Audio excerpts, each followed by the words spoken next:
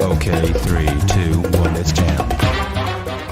What's up, friends? We have a hot topic today. Where do babies come from? We try out to your parents at area. You can as well kudos to your parents. But we're also going to answer that right here and right now. Because we're going to talk about plant and animal reproduction. My name is Herman, and this is animal. So this is not like multiply. So we're going to talk about sexual and sexual reproduction. We're going to talk about the different structures that are involved in plants and animals, especially in our hormones control reproductive cycle. So there are two main types of reproduction in both plants and animals, asexual and sexual. So asexual reproduction is basically it doesn't have sex. There's no sex involved. It's basically genetic cloning. So the offspring of genetic clones, you can think of GIF here, but there's this polyp that's just shutting off little tiny versions of itself. So these are all baby versions of itself that are basically cloned of it. So it's the great thing about it is that it's quick and easy. You don't need no partner. You just do it yourself. But there's no genetic variation. So if the environment gets screwed up and you die, that means all of your children will die. They have no genetic variation to ensure that these all of them will survive. So, hit or miss. Sexual reproduction, on the other hand, the offspring are genetic mixtures. This increases genetic variation, so your offspring might be more adaptable to change in the environment, but it's very slow and difficult. You gotta date and stuff, you find the right partner, you gotta impress them, stuff like that. It's a hassle. Hurts the wallet too. But plants and animals, this is both asexual and sexual reproduction, depending on the species that you ask. So different species do it differently. So let's start with plants. All of you farmers out there, let's do this. So usually we think that plants come from seeds. It's true, but not always. There are three main categories of plants, and not all of them involve seeds. So we have three. The seedless plants are the first ones. We have ferns and mosses and liverworts. Have no seeds, they just have spores. Gymnosperms, on the other hand, they do have seeds, but they don't have flowers. They just have cones, like these pine cones. And angiosperms, these are flowering plants, and the seeds come from flowers themselves, and they don't have roots. We're going to focus on angiosperms later on. But what is common between these three categories of plants that are together is that in the reproduction, in the life cycle of reproduction, we have what we call an alternation of generations.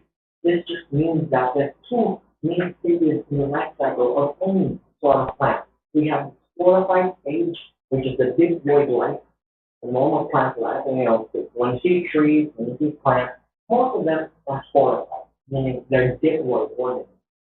So the other stage is the gametophyte stage. From the word gamete, it's haploid. It's the haploid life. So in angiosperms and gymnosperms, of course, they're even the seeded plants. They are the seed part of their life cycle. For your seedless plants, their gametophyte stage is much longer because they spend more time as haploid organisms. So your ferns and your bryophytes have a special life stage where they're just haploid, and then they become diploid later on. Okay? So then just remember that the sporophyte, diploid, and the gametophyte haploid stage in all plants. Well, how do plants reproduce asexually? There's no combination of the meat. We have a few ways that they can reproduce asexually, but let's keep it down to two main types. We have the natural reproduction, sexual reproduction, and the artificial asexual reproduction. And the natural vegetative reproduction, meaning they don't use sexual reproduction. We have some of these examples. We have number one, plantlets. So in this picture, we have the calancho plant. The calancho plant is very cool. It has plantlets or buds coming from the leaf margin. So at the margin of the leaf, it's a little tiny calancho that can grow up and become new calancho. Very cool. Potatoes and sweet potatoes, these are tubers, meaning they are starch storage containers that also have little eyes, little spots. So if you look at a potato and see dark spots, these are actually spots that can turn into new plants, new potato plants themselves. So these are the buds of your tubers. Another example is your ginger. Your ginger underground, when it's still up underground, is a rhizome. A rhizome is a stem that spreads underground to the vine. And that's something enough. It starts to form a new stalk. So you have rhizome buds as well. And let me move my face over here.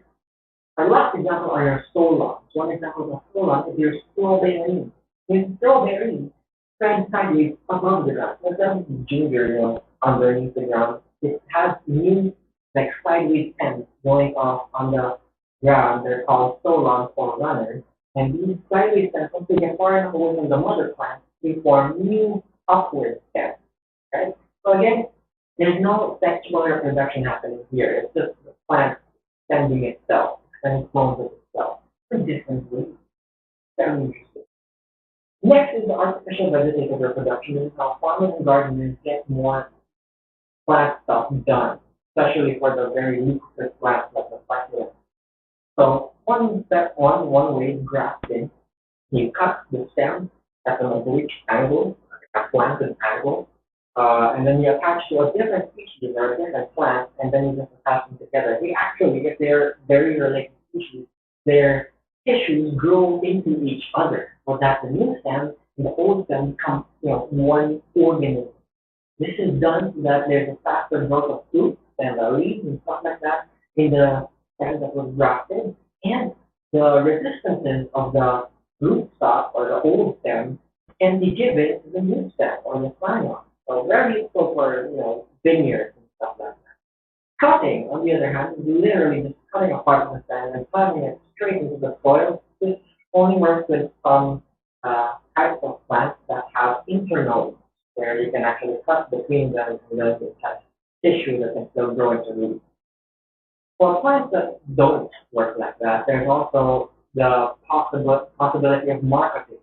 So this is when you shove out and cut off the outer part of the stem so that you can attach soil to it and try to make the stem grow roots.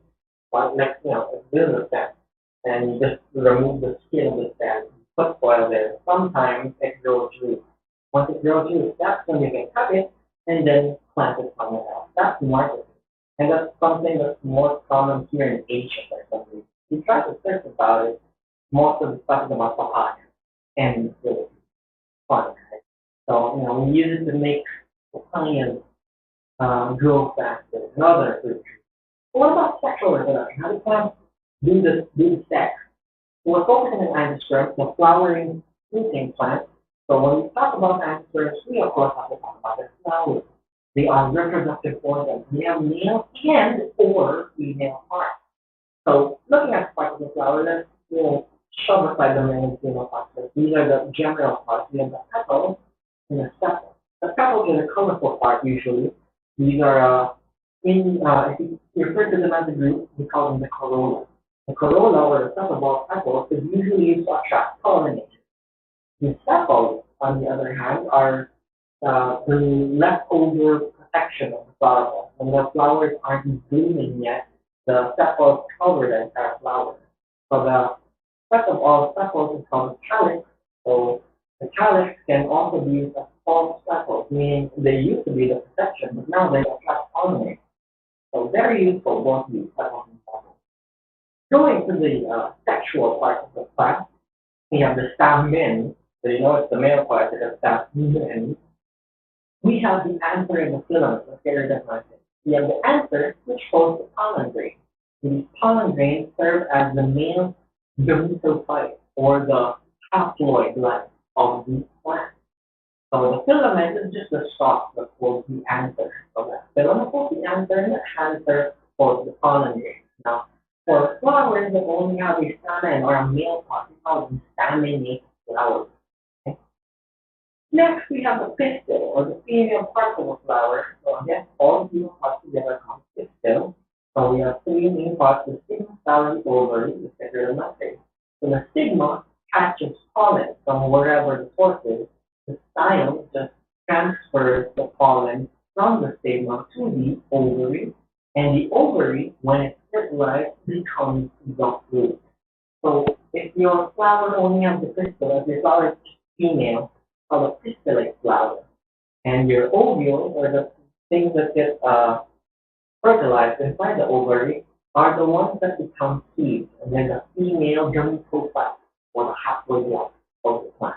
So again, becomes the seeds and the fruits. So what is the function of these seeds and fruits? We'll get to that later. So Focusing on flowers, not all parts of the flower turn up. Some flowers are kind of lacking. So we have what we call incomplete flowers.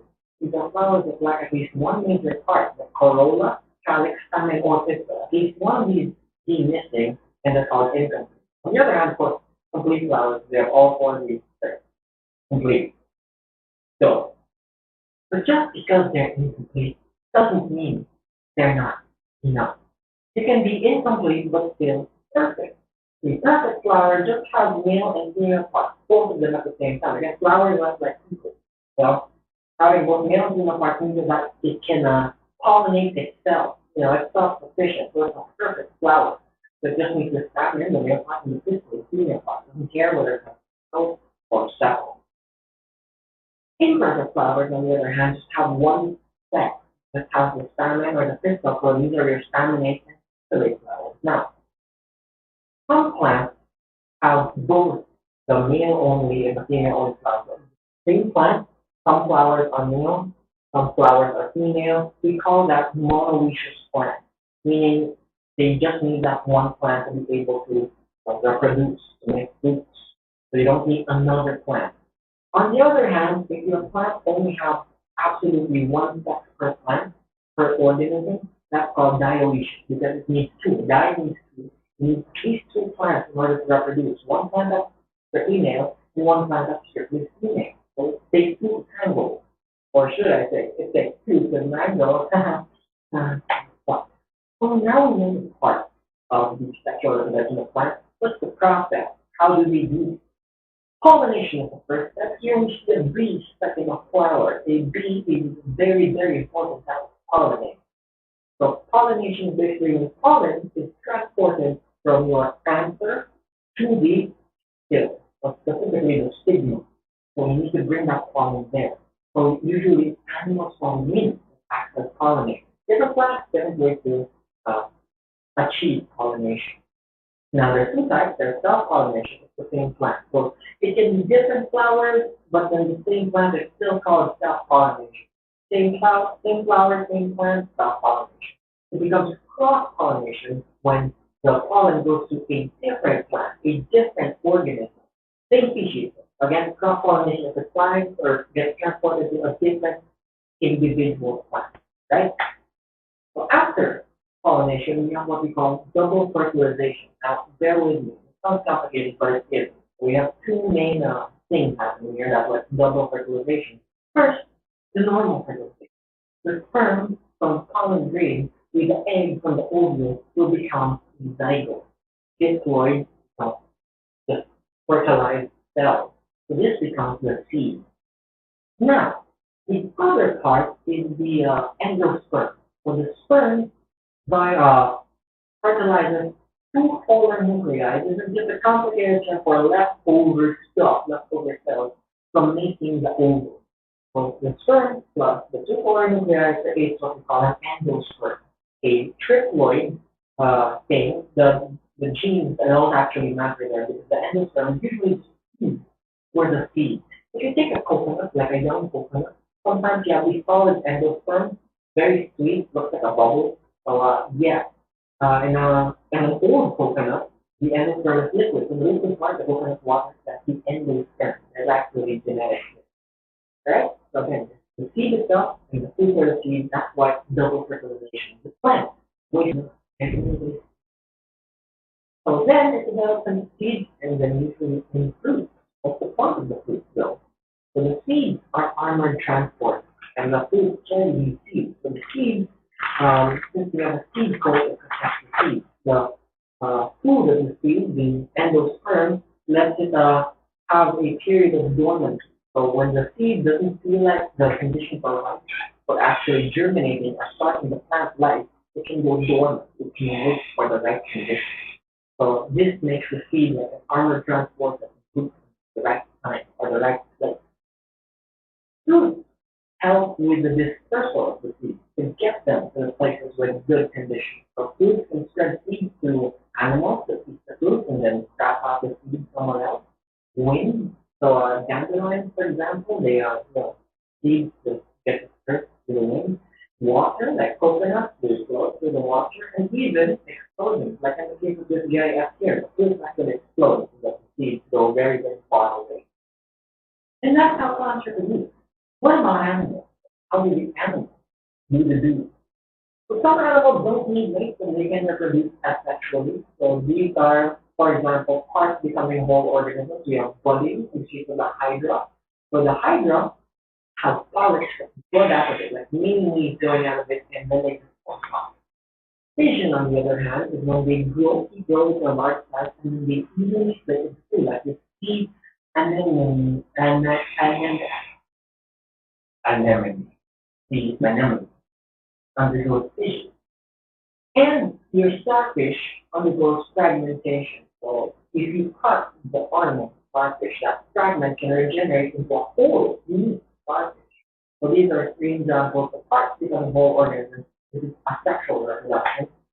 Some animals want mates, they want sex, but they don't need it. They can make do without sexual reproduction.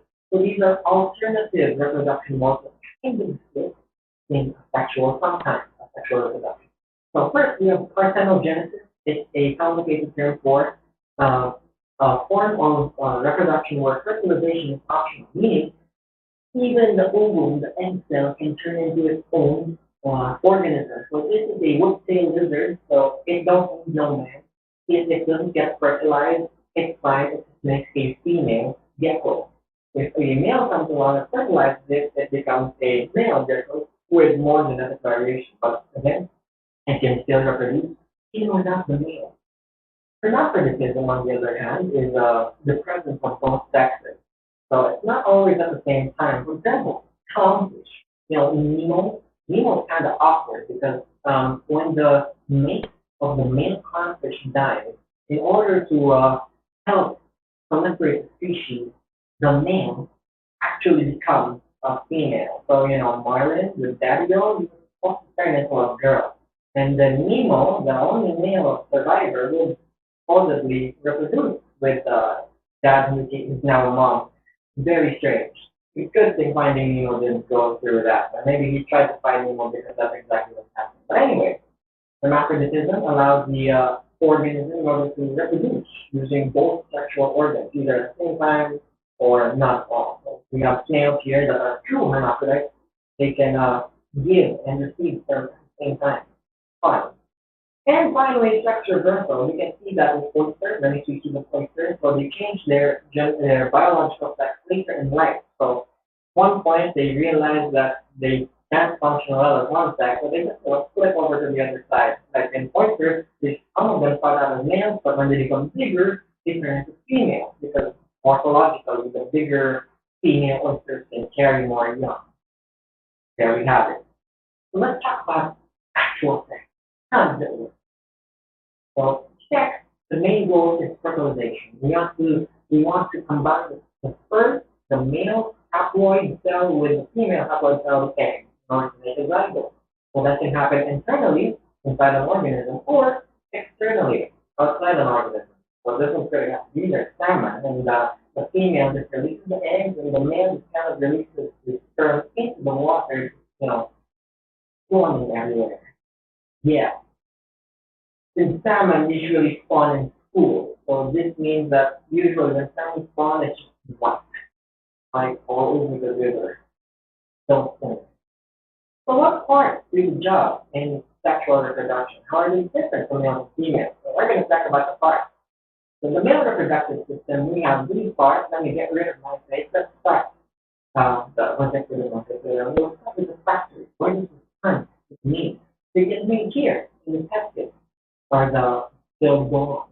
These are the sperm factories. So ball, the testis create sperm through seminiferous tubules, and then this young sperm matures in what we call the epididymis. Just think of it as a waiting area where the sperm is mature and trained for its inevitable purpose in life. So when it gets called to action in what we call ejaculation, the epididymis releases mature sperm and makes it go to the vas deferens. This is the path from the epididymis to the urethra. So from the vas deferens it goes to the urethra, passing by two types of glands that the least stuff. We have the seminal vesicle, which is the seminal fluid, and that seminal fluid helps keep sperm healthy. There's like sugar and enzymes to make sure that the sperm make it to where they need to go. And the prostate gland is a very large gland near the center of your male reproductive system that releases prostatic fluid. Now keeps sperm safe. Safe in that it's basic in pH, so that it counteracts the acidity inside the vagina, and also so that the whiplash that the sperm experience as it is ejected is minimized. So if the sperm at 5 meters per second, going very fast, technically the sperm cells would break if it didn't have the fluid to cushion it from the speed at which it is going. And so that going will go through the urethra, the same tube and hole for both semen and urine. Now, guys are disgusted even within the reproductive system. Finally, we have the scrotum, the hormone receptor that controls the temperature. They have to be slightly colder, 2 degrees Celsius colder than their body temperature. That's why they hang slightly farther from the body. Or if it's cold, they slightly crunch up and bring the testis closer. It's very unique. Oh, and we have the erectile tissue inside the penis. It's filled with blood to get erect. So, keep sharp objects away from erect penis. It is not ideal. Next, we go to the female reproductive system. So we have here on the left, focus on the left. First, let's make sure we focus back here. So on the left, we have the ovary, the factory of the ovum, the egg, or mama, egg. The egg factory, the ovary, so the ovum is made there and then released into the fallopian tube. Now, the fallopian tube is also known as the site of fertilization. This means that the sperm has to make it all the way from outside to the correct fallopian tube. At any point in time, only one fallopian tube has an egg right now. 50% chance to go the right way. That is perfect. Alright, so once the egg is fertilized, it can travel, the zygote can travel to the uterus, where it will embed in the uterus, specifically in the endometrium, the lining of the uterus. If there is no fertilization that occurs, that endometrium comes off during the menstrual period. So that's why you don't really remember that. It is health. Guys, if you carry napkins for your female friends, you a hero. The cervix, on the other hand, protects the uterus from the outside environment, the bacteria and other stuff. The uterus needs to be protected from that so that any implanted embryo or, the general health of the female reproductive system is kept safe. And the vagina is basically the term for the canal that leads to the cervix, or then just the canal. The vagina is the outer part. The outer part behind my face is over here. So this is what we call the external female genitalia. This is the vulva. Then we call it the vulva. So we have some parts here in the clitoris, a highly sensitive little knob here that actually is what's this question? As a baby, it's the same cells. In fetuses, the same cells that make the penis make the clitoris. So that's why it's highly sensitive. Now, under the clitoris, we have the labia majora, labia minora, of the vulva, and in the center is the vestibule, meaning the hole of the external female genitalia of the urethra opening, the pee hole. So this is not a hole for sex. Do not. Actually, too small for you to accidentally put it in there, but don't try. Right? So pee comes out of there. The bigger hole on the bottom is the vagina, or the opening of the vaginal canal. This is the hole for reproduction. Now, another thing that's labeled here is the hymen, which is supposedly a flap of skin that proves virginity in females. However, that is a lie. The hymen is not important in determining virginity because some women are born with hymen that are almost non-existent. Some have a completely closed hymen. Some have little tiny holes in that. In other words, hymen is just an extra flap of skin. It's just an extra membrane. Do not use it as a way to determine virginity. Alright? Be it's fine. It doesn't matter whether you're a virgin or not. What matters is that you're a good person. The menstrual cycle is something that the human female and some mammal females go through in order to prepare for pregnancy. It's a 28-day cycle, usually. Sometimes it becomes irregular due to hormonal imbalances or other aspects. So basically, in the start of the menstrual cycle, or the menstrual period, we have the breakdown of the uterine lining or the endometrium, and it comes out as chunky blood. Now, that chunky blood happens for like several days, could happen for more than a week even if the woman has an extremely tortuous uterus. And then after that, the uterine lining begins to thicken again in order to prepare for ovulation. Usually occurs around day 14, but it's not exact. That's why trying to use a menstrual calendar for contraception is not recommended because, again, it's not as regular as we think. So ovulation are now day 14, but not for them, is when the ovum is released, so that's when a woman is fertile and gets pregnant. Now, the uterus, when not fertilized, or when the ovum is not fertilized, the uterus still not fit. Instead, prepared for this job, and then a whole month goes by, you don't do your job, which is getting in hand, then it starts to throw a tantrum again, and then the menstrual period starts again. Blood everywhere. Right? So this is a cycle that again prepares for pregnancy. We can't be prepared all the time, otherwise it's just too costly in terms of energy. Right? So there has to be some downtime. So the menstrual cycle is controlled by hormones, estradiol and progesterone. These are female sex hormones. Now the balance of these different hormones determines the stage of the menstrual cycle, and that's why birth control pills are used to control these hormonal levels, so they can delay ovulation or they can normalize hormone levels for some diseases. So the point is that reproduction is the point of research to multiply for no reason, especially for humans, because we're sentient. Not to make more of ourselves, it's to multiply the good we do in the universe. Sometimes that means making children, starting families, and giving them, teaching them good principles and values. Other times, it means being a generally better person, right? So, that's pretty much it for our plant and animal reproduction. I'll see you guys. Party's over.